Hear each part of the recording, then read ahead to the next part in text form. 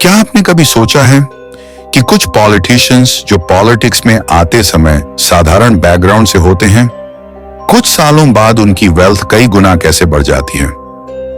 Officially एक politician की salary इतनी ज्यादा नहीं होती, फिर भी कई politicians luxury houses, business connections और बड़ी फाइनेंशियल पावर कैसे हासिल कर लेते हैं। आज हम समझेंगे पॉलिटिक्स और मनी के बीच छिपा हुआ सिस्टम और कैसे पावर मनी को अट्रैक्ट करती है। सबसे पहले एक बात समझना जरूरी है, पॉलिटिक्स सिर्फ आइडियोलॉजी नहीं है। पॉलिटिक्स पावर का गेम है और जहां पावर होती है वहां मनी ऑटोमेटिकली सर्कुलेट करने लगता है। ऑफिशियली कई देशों में पॉलिटिशियंस की सैलरी एक सीनियर कॉर्पोरेट एम्प्लॉय जितनी होती है, लेकिन उनकी रियल फाइनेंशियल ग्रोथ सैलरी से नहीं आती।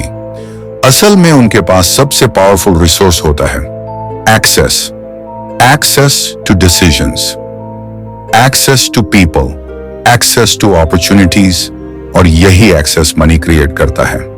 इमेजिन कीजिए, एक पॉलिटिशियन इंफ्रास्ट्रक्चर प्रोजेक्ट अप्रूव करता है, रोड्स, ब्रिजेस, डेवलपमेंट कॉन्ट्रैक्ट्स।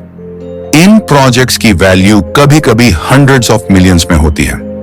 अब सवाल यह है, इन कॉन्ट्रैक्ट्स को कौन डिसाइड करता है, किस कंपनी को प्रोजेक्ट मिलेगा, और यहीं से पॉलिटिकल इन्फ्लुएंस शुरू होता है। पॉलिटिक्स में कैंपेन्स बहुत एक्सपेंसिव होते हैं। इलेक्शंस में एडवर्टाइजिंग, रैलीज, टीम्स, सबके लिए फंडिंग चाहिए। इस फंडिंग का बड़ा हिस्सा डोनेशन से आता है।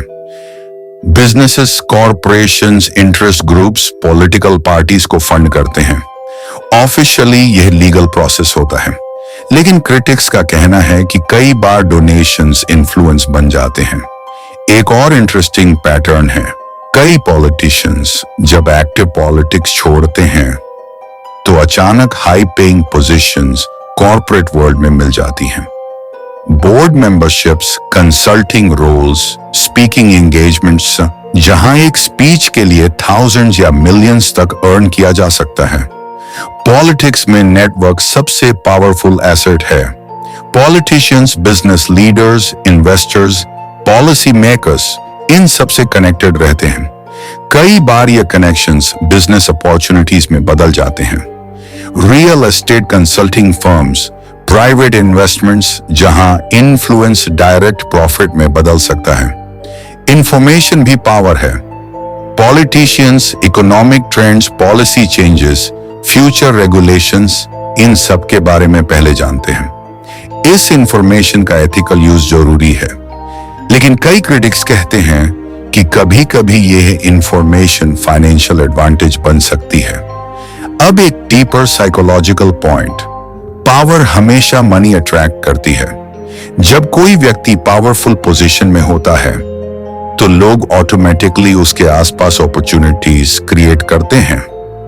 बिजनेसेस चाहते हैं कि पावरफुल पीपल उनके नेटवर्क में रहें, क्योंकि पावर डोर्स खोलती है। बहुत लोग सोचते हैं कि पॉलिटिक्स सिर्फ आइडियोलॉजी के लिए होती है, लेकिन रियलिटी थोड़ी कॉम्प्लेक्स है। कुछ लोग पब्लिक सर्विस के लिए आते हैं, कुछ लोग पावर के लिए, और कुछ लोग अपॉर्चुनिटी के लिए।